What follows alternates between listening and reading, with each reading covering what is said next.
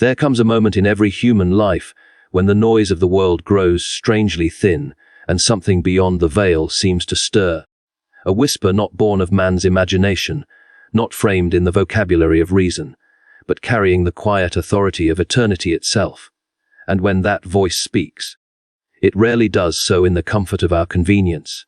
It speaks in interruptions, in the breaking of plans, in the sudden halt of momentum where we thought life was firmly under our command.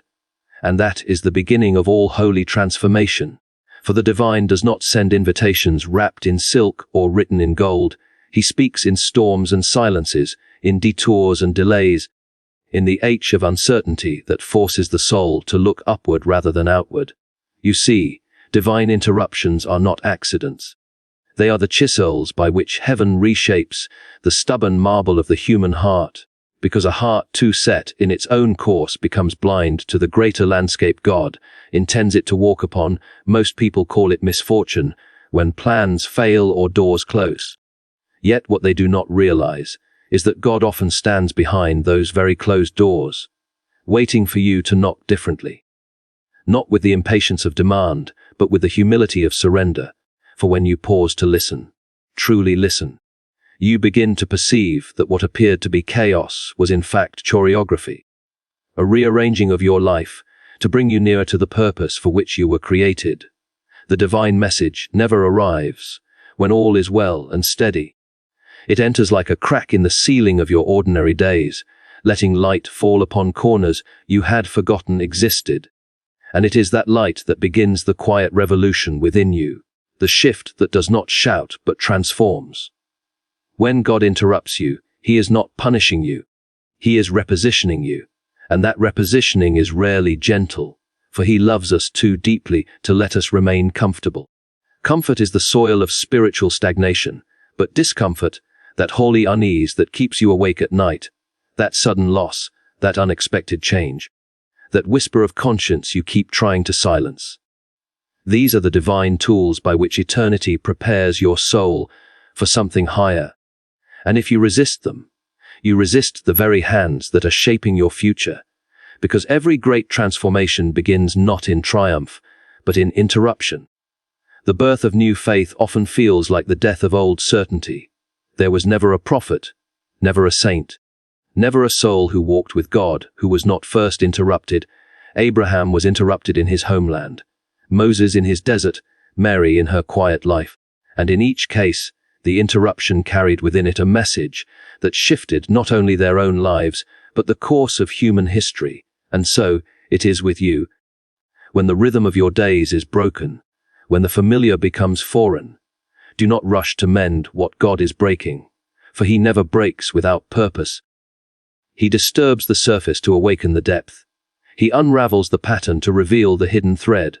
And though it hurts, though it confuses you, though it asks you to walk into uncertainty, it is the only path by which transformation becomes possible.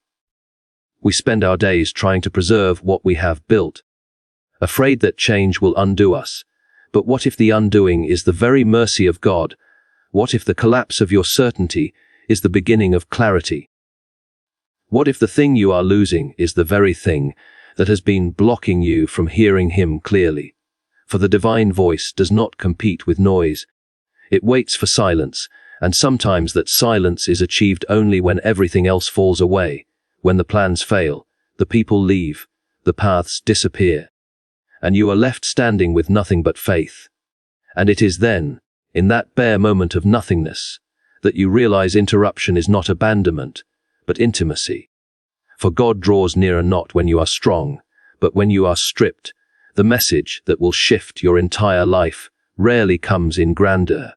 It comes as a whisper disguised in the ordinary, the sudden thought you dismiss, the conversation that lingers, the dream that refuses to fade, the verse that stirs your heart at precisely the moment you needed it. These are not coincidences but coordinates, signs on the map of your becoming.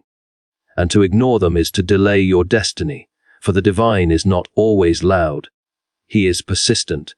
He will speak through what you love and through what you lose, through the joy of beginnings and the ache of endings, and each time His voice reaches you, it asks the same question: Will you trust me even when you do not understand? Transformation is not born in understanding, but in obedience. The kind of obedience that walks forward, even when the road is invisible, that believes even when nothing confirms belief, and that listens even when the world mocks the very idea of faith. And those who accept the interruptions of God find themselves remade, not by effort but by encounter, because when heaven touches earth, the clay cannot remain the same. Something within you awakens, a new hunger, a sharper vision, a deeper stillness, and the things you once valued begin to lose their weight. While what once seemed small begins to glow with eternal significance, the divine interruptions expose the false gods you built. Control, reputation, certainty, comfort, and gently but firmly dismantle them, until all that remains is a heart open to grace, and in that openness, you begin to hear clearly what was always being said, that you are loved, that you are guided, that you are not forgotten. That the message of God is not a condemnation but a calling, not a warning but an awakening, and the shift that follows is irreversible. Because once your soul has tasted divine interruption, it can never again find rest in the shallow waters of ordinary existence. It longs for depth, for meaning, for the eternal pulse beneath the noise of time. And so every delay, every detour, every door that did not open, every person that walked away, every plan that collapsed, they were not failures, they were messages. And if you read them rightly, if you listen not with your ears but with your heart, you will find that life was never working against you. It was always working for you, drawing you slowly, mercifully, toward the center where God waits to speak the one sentence that changes everything. The sentence that tells you why you were made, where you are going, and who you truly are. And when that moment comes, it will not just shift your circumstances, it will shift your entire life. Because it will awaken the sleeping part of you that was always meant to walk with heaven, even while standing on earth. There are many who hear the voice of God, but few who live it, for hearing is easy, it requires only the ear. But living it requires the death of pride, the surrender of certainty, and the courage to walk when the path has not yet been shown. The message of God is not a sound to be admired, not a mystical phrase to be repeated, but a call to action, a demand upon the soul, a quiet but unyielding insistence that life cannot remain as it was once. Heaven has spoken, for when the divine speaks, he does not merely communicate ideas, he breathes transformation. And those who truly receive it do not return to their old ways untouched. They become carriers of what they have heard, living reflections of invisible truth. The human heart often treats the message of God like a song played in the background of a busy room, pleasant but easily forgotten. Yet the divine word is not background music. It is the thunder that shakes the mountains, the whisper that splits the soul. And if it does not rearrange you, you have not truly listened, for the voice of God never leaves the listener neutral. It demands a choice, surrender or resistance, faith or fear, and that choice defines the course of your destiny. For surrender is not weakness, it is alignment. It is the recognition that the author of your existence knows more about your story than you ever could. Faith is not blind optimism. It is the clear-eyed decision to trust the unseen more than the visible. And in that trust, the message of God becomes flesh in your daily life, not confined to the pages of holy words, but expressed in the patience you show, the forgiveness you offer, the courage you display when the world around you trembles. Living the message means embodying it when it costs you something, when you have every reason to give up yet you hold on, when you are misunderstood yet remain kind, when you are weary yet continue to believe that light will come. For faith is not an emotion but an anchor. It is the steady hand that holds when the winds of doubt threaten to pull you away. To live the message is to allow it to govern your reactions more than your instincts, to let mercy triumph over resentment, to let truth stand when lies would be easier, to love the unlovable, to serve without applause, and to trust even when heaven is silent. And in doing so, your life becomes a sermon more powerful than words could ever be. For there is no louder testimony than a soul that remains faithful under pressure.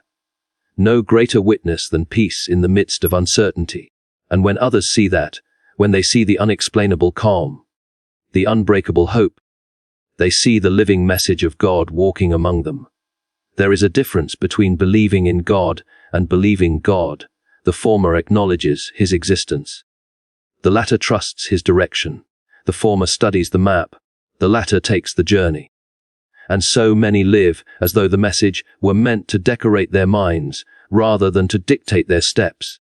But divine truth was never meant to be admired from afar. It was meant to be lived so completely that it transforms how you breathe, how you see, how you love, how you decide. And the miracle of faith is that the moment you act upon it, what was once impossible becomes inevitable.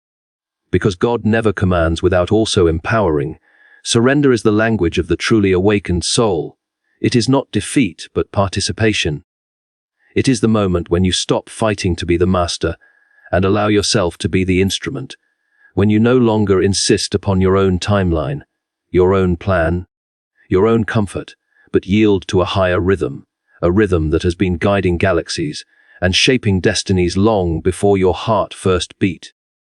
Surrender is not a loss of freedom, but the discovery of it. For it is only when the burden of self-will is laid down that the wings of peace begin to lift you. And once you have tasted that peace, no earthly control can compare. The message of God demands not spectators but participants. For faith that is not lived becomes superstition, and truth that is not obeyed becomes theory. The divine word is meant to incarnate itself in human action. It must become visible through compassion, audible through kindness, tangible through perseverance. The call is not to admire the light, but to carry it, to walk into the dark corners of life, where hope is faint and fear is strong, and let the message speak through your presence. Not through eloquence, but through authenticity. For the greatest sermons are not preached. They are lived. There will come moments when living the message feels impossible. When obedience feels like walking on water, when surrender feels like drowning, and faith feels like madness. Yet those are the very moments when heaven leans closest, for God's strength is perfected not in the confident, but in the desperate, not in those who have it all figured out, but in those who cling to Him when nothing makes sense. And every act of faith, however small, sends ripples through eternity, unseen but deeply real, and in time, those ripples return to you as clarity, as transformation, as the gentle confirmation that none of it was in vain. Living the message is not a single act. It is a daily dying to the noise that says you must have control. It is a quiet yes, whispered again and again through seasons of doubt, disappointment, and delay.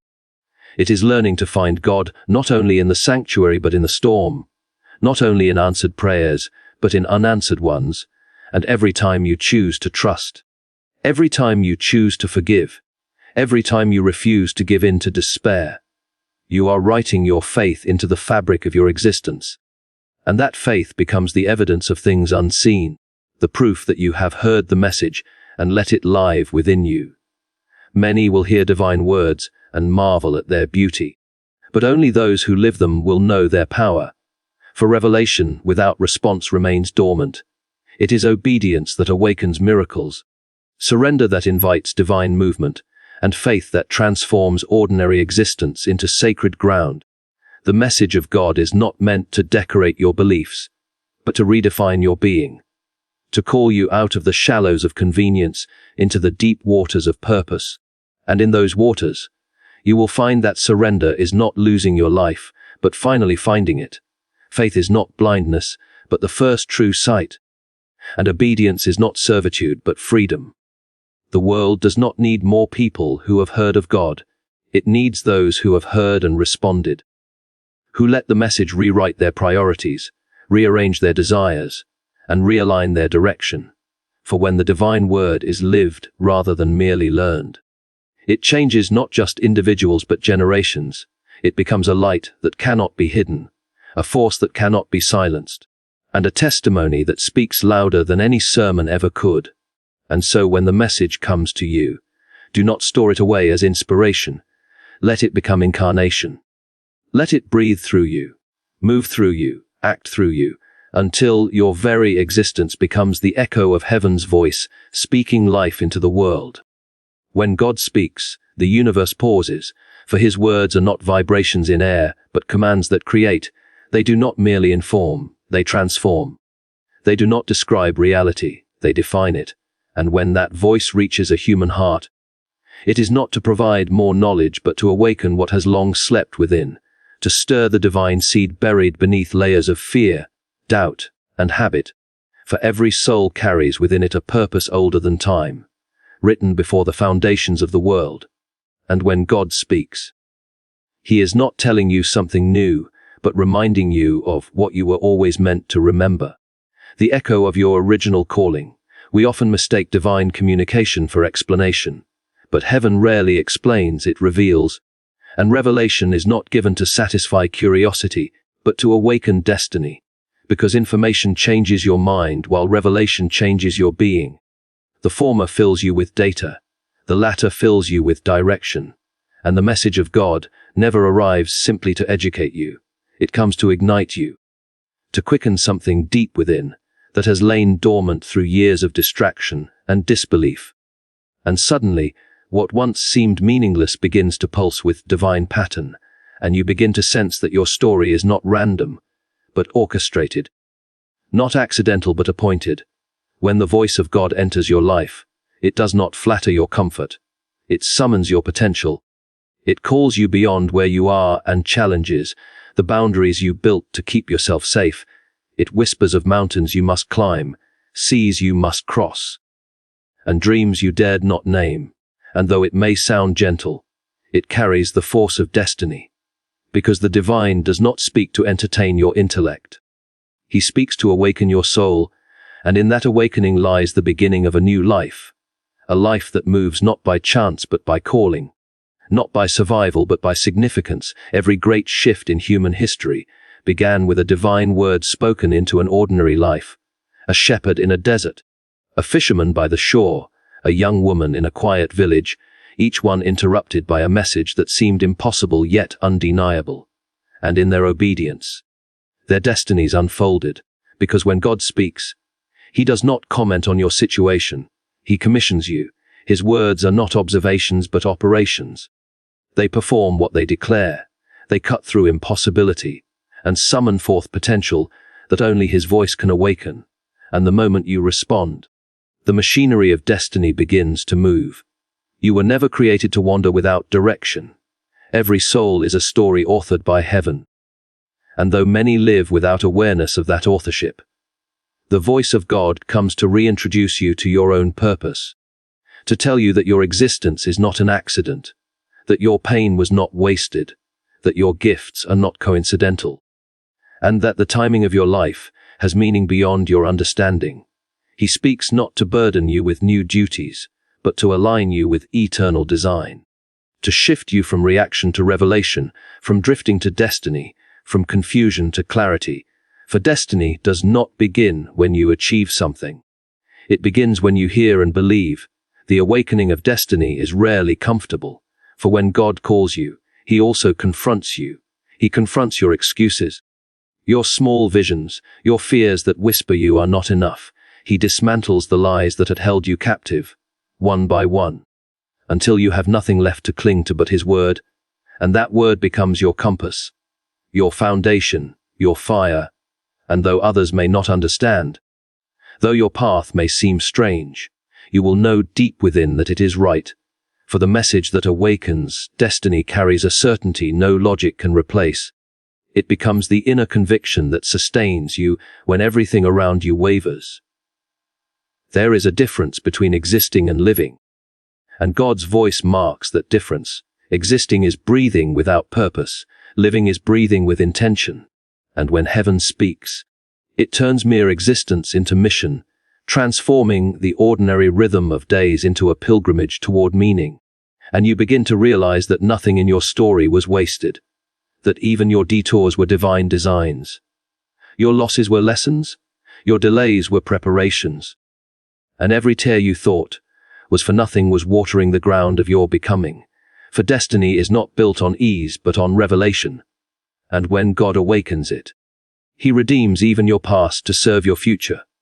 When God speaks, He does not simply call you to something. He calls something within you to rise. Like a flame suddenly remembering it was fire, your soul begins to burn with recognition.